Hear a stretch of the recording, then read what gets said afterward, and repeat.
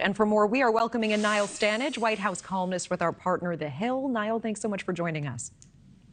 Good to be with you, Natasha. Let's talk about these comments from Ramaswamy. Facing some fierce backlash today, does it seem to you that the GOP candidate is just doubling down now that some people are taking issue with it? And also, this is a moment where he is starting to build momentum post-debate. What is your take on all of it? He is doubling down. Now, whether that is a wise move or not is a completely different question. That interview that you showed an excerpt from a few moments ago, he went on to blame various people for their divisiveness.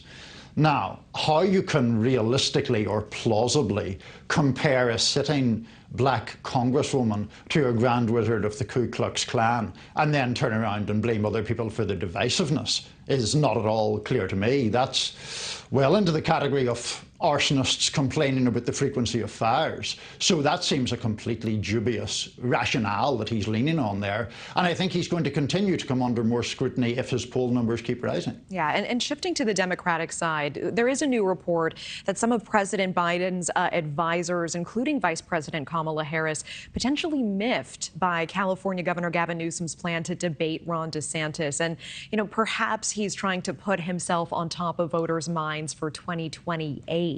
What are you hearing about the administration's reaction to those plans?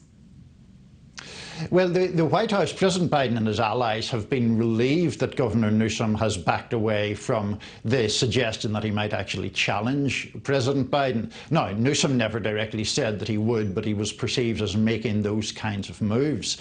This idea of a debate between him and Governor DeSantis is an intriguing one. Some people defend it. They believe that Newsom could, as it were, defeat DeSantis in such a debate. But others are worried about Governor Newsom tending to his own profile above all else, and frankly, his youth posing an unflattering contrast to President Biden, who is, of course, the oldest president in history. And we also know further down this year's card, Robert F. Kennedy Jr., he does now seem to be focusing his campaign on South Carolina. What's your read on that? Is that a good move for him?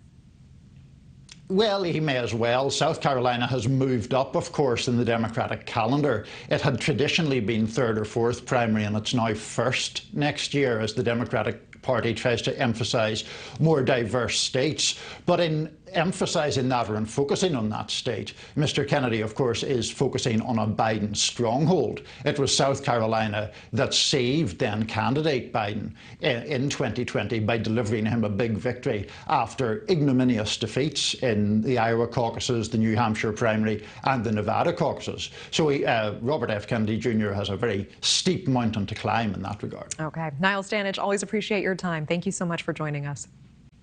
Thank you.